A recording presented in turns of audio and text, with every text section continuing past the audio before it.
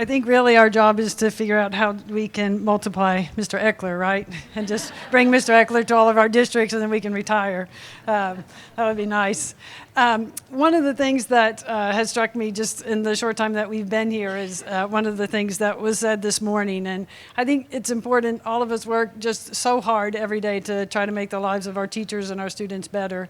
And we may not always reflect on how far that we come. But the statement this morning that if you don't know what ACEs are, you should go ahead and terminate yourself. That was kind of harsh. I don't really recommend that. But the fact that that's how far we've come really in such a short period of time, I know you all have to be exhausted as I am, in getting this work and this information out, which is really what this session is about, is how we continue to move this work forward. So I just applaud everybody in here for what you're doing every day. And one of the most important things that I think that we can do, and I know we don't do it enough, is to pause and learn from each other. So I definitely want to thank Christy and Kathy and DMHA and IDOE for bringing us together. I hope this continues because I know one thing. If you think about the last couple years and how much the work has changed just in the short time we've been doing this, can you imagine where it's going to be in 5 years? I mean, this is fast work, but this is about close to my 30th year engaged in this, and we're making a difference. And I want you all to really just sort of stop and take that reflection and be really proud of the work that you're doing. And again, just this time to collaborate with each other I think is so important. So I guess I need a clicker, don't I? Did he take it?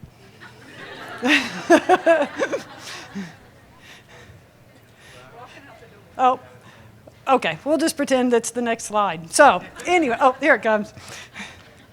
That was funny. That's okay. I only have 3 slides, which is great. Like, this will be the best presentation ever, right? 3 slides. So what I was asked to talk about today, and I'm going to spend about 20 minutes doing it, is just what we did in Evansville from an implementation standpoint, because we get the why. A lot of us in this room do. We understand a lot of the work that we're doing. But if it was as easy to understand the work as it was to push into our classrooms and our administrators and our paperwork and all of our data, then we could also retire, right? Like that is the really, really challenging part.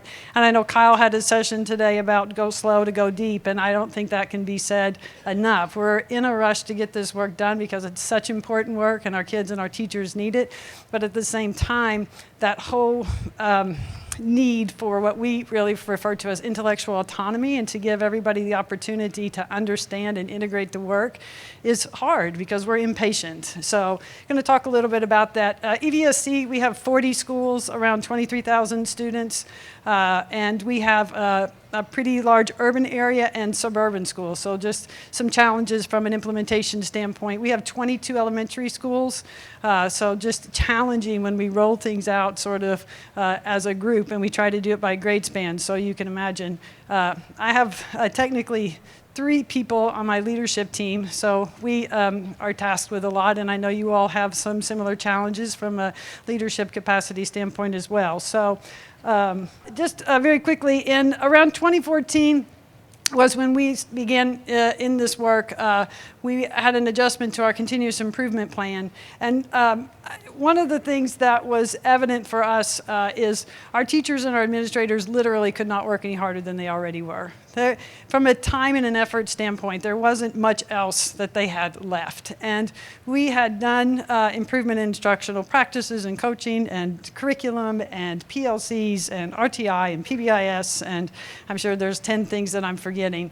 And we made growth, right? But one of the things that happened was that growth, didn't equal the effort. Right? So when we would have conversations with our teachers, there was no way that as hard as they had worked, that kids grew 1% or 2%. It should have been 100%. And the second thing was, it couldn't be that there was another new program that was going to fix that, right? So how do you work harder, and why is it that those numbers, despite the effort, A, weren't as high as we thought that they should be, and B, they were flattening? Can you imagine working that hard and the numbers are flattening? And so when we're trying to figure out where we were going to go next with our continuous improvement plan, we just paused and asked the question, why? Why with this effort? Why with all of these great instruction and curriculum and everything else that we had to our teachers, were our students not making the gains that we thought that they should have. And that's really where neuroeducation came into play for us, is we began to look at the root cause of why our students weren't growing at the rate that we thought that they should be based upon our efforts. And we learned a lot, and that is really where our why came from. And obviously, adverse childhood experiences and social emotional learning are a component of that. But where we also landed was, what does healthy child development look like? If you could take a child, right, I'll use Bandura's term, a blank slate, if you will, and you could build that child from the foundation up, what would that look like? What would it look like to start from ground zero and have healthy child development, and then to take those practices and put them into place across your schools? And that's where we developed our GAIN framework. And when we looked at that, when we looked at what was out in the field of neuroeducation and what the research was telling us, we could see huge gaps. We could huge gaps in our practices and our systems and all kinds of things. Now, and we know what that looked like, right? Like, we know that whole body of research, and we know how complicated it is to try to integrate it. And so that's how we ended up developing our framework. And the purpose for the framework was to take all of that information that was out there and to operationalize it so that people could work in a systematic way. And when you had a student that was struggling to learn, then you could go to the root cause and begin from the ground up to think about, where do we start to make corrections? Because one of the things that happens is we get a program, we put the program in place, and just like we had, right? We had this experience, and you all probably have had the same experience as a district, is that you get this growth and then it flattens, right? And then you go, well, that program doesn't work. So then we look for the next program or the next reason. But when you take into consideration child development and neurodevelopment, this is what it looks like. And so you always have to go back. Mr. Eckler's classroom is a perfect example of that. The one thing that he focuses on is creating those conditions for learning, right? Healthy relationships. The kids feel safe and connected. He has high expectations. All of the kids feel included. And he does that every day. But how do we have 1,500 teachers. How do we get 1,500 teachers to look like Mr. Eckler, right?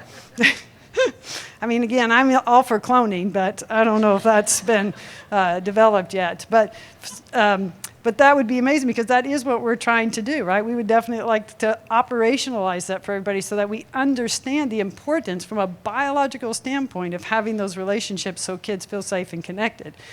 The other thing that Mr. Eckler have is high expectations for his kids. So that's another component of it, right? Those are opportunity gaps if we don't ever believe that students can have those kinds of gains or can do those kinds of things, and we don't allow kids to have those experiences. So these are what the conditions for learning look like. Once we create those conditions for learning and we get above the stress line, which we won't talk about today, we develop executive functioning skills, provide high quality curriculum, and then opportunities for skill development, which is the application. So it takes all of that information that's out there and chunks it so that if I'm a teacher, a 5th grade teacher in any elementary school in our district, then I can walk in as the principal and look and see all of these pieces. And if a student isn't learning, I can follow the framework and go straight up, right?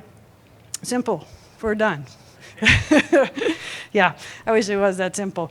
But we started, and you'll notice at the very foundation it says conditions for teaching. And that's probably where we have lived for a long time. The conditions for teaching is developing that why and the understanding that teachers need in order to do the work.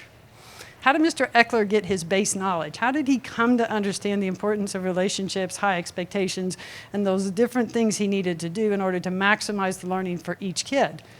Right? Those kinds of things still have to be directly taught to our pre-service teachers and our new teachers. We have 160 student teachers every year, and we have 150 new teachers every year. And when you ask our new teachers how many of them know what ACEs are, even if they know what PBIS is, we have less than 10% of the kids or students that raise their hand, less than 10%. So it's awesome that this room knows what ACEs are, but I can tell you our teachers coming out of college don't, and a lot of our teachers still haven't had that exposure. So I know we have a ton of work to do, and that's our implementation. And that's why we're here learning from each other. We're learning what other districts are doing to help support the implementation of this across the state, right? That really is the hard work. So we spent almost 2 years on adult-to-adult learning. And I steal that word from Westfield, Washington, so thank you. But almost 2 years, and we're still not where we need to be. We still spend very intentional time having conversations with building leaders and teachers. And one of the things that we have learned, which you all have probably also learned, is they can't learn it all at once. As much as we want to take this big chunk of information and give it to our teachers and our administrators and everybody's an expert, this is years of learning. It really, really is. We have to appreciate the change that we're making is not only having a huge impact on our kids, but this is a 5 to 10 year change process. And that's why I know in 5 years, I can't even imagine where we're going to be.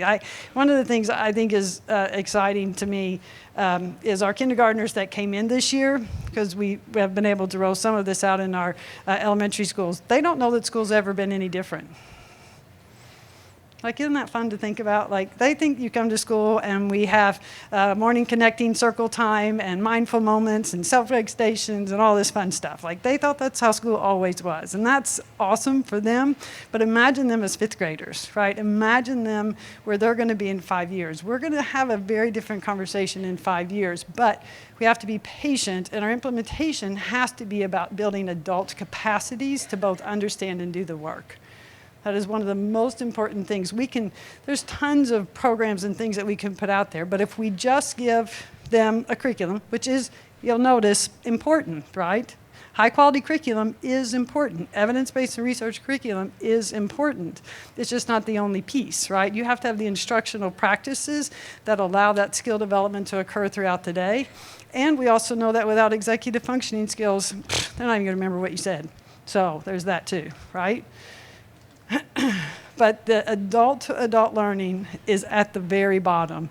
And how we think about and plan that time to develop our staff and our leaders is critical. And how we have that ongoing technical assistance, I don't like to use the word coaching for this, because technical assistance is really just having that conversation to deepen their understanding about the work that they're doing. And giving them the intellectual time to integrate it with what they already do as professionals. That we don't do enough because we're in such a hurry, right? And I can't tell you how many times people have already said, are you measuring what you're doing? How do you know it's working? I'm going to tell you right now, our data would be horrible.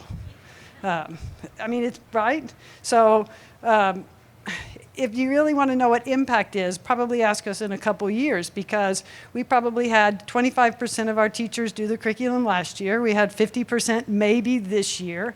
Are they all doing a connecting activity? Do they all use their self-reg stations appropriately? Do they all integrate all of the practices throughout the day so that kids have opportunity to develop self-regulation skills? No. But how can we expect them to? They had PD for 1 day this summer, right?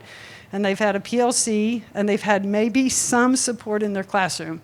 So how can we expect teachers to be experts at that with 3 points of contact, right? That's a pretty unreasonable expectation. So this is ongoing conversations, ongoing skill development, ongoing opportunities for our teachers to develop and our administrators to develop the proficiency. I'm fortunate enough to work in a district and have a wonderful superintendent that understands that. And when I show him my data that I do have, he's patient with me and he doesn't fire me. So that's always important. But we also just know that that's also our schools being comfortable and feeling vulnerable enough to us to say things aren't better yet. And I also don't expect things to be better yet. I don't really expect things to be better yet because we're developing self-regulation skills. Teachers have to learn how to do it. They have to develop the competencies to develop that with the kids first. And then the kids have to practice and develop those skills. Right? How long does it take them to develop math skills? How long does it take them to write their name? How long does, it's time and it's practice and it's neural pathways and it's all of those kinds of things. So the work that we're doing is so important, and it is so having a significant impact. But when you're thinking about implementation in your district and what your timelines are, go slow, right? And make sure that we support people where they are, not where we need them to be. If we push people and teachers and administrators past that breaking point with everything else that is on their plate, we will shut down learning. And we just can't do that with this. They'll have the ownership of it if we give them the time and space. And there's a million things I could say about our implementation. I'm fortunate enough, I just have really amazing staff that keep coming back to work every day. Well, most days. But lots of flu, lots of sick kids. But, I think that's part of it too. We have to take care of each other in this work. It's very draining, and I think we're all very passionate about it. But making sure that we have those supports around us as well to keep the work going forward. So I did not look at my time when I started. Where's Christy? Okay, perfect. So I do want to open it up, mostly because I just want to throw this box. Where's Sandy?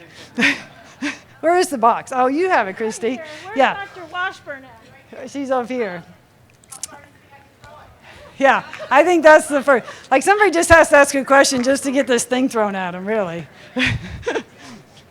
Yeah. All right, who has a question? Anybody have a question? Anybody brave enough to ask a question?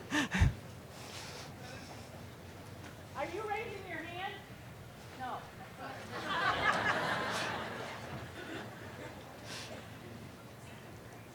So while Sandy, oh, look, here we go. Oh, there we go. Whoa, wow, that's pretty cool. Whoa. Oh, look, isn't that awesome? That's really nice. I thought it would be harder, sorry. So, you mentioned the effort schools have to do to train new teachers. Yes.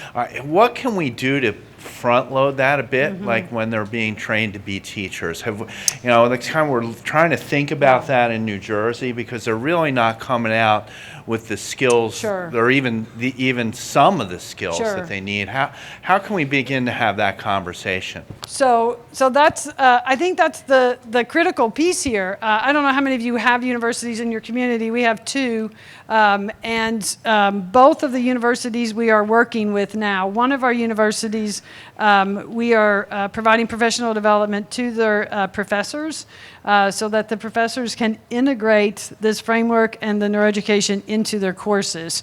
They wanted us to teach a class, and I did not personally feel like that was the best approach because you're going to have 6 classes that haven't adapted and then one off, right? And what that looks like for this, I want you to think about you're a 22-year-old new teacher, right? School was perfect for you, okay?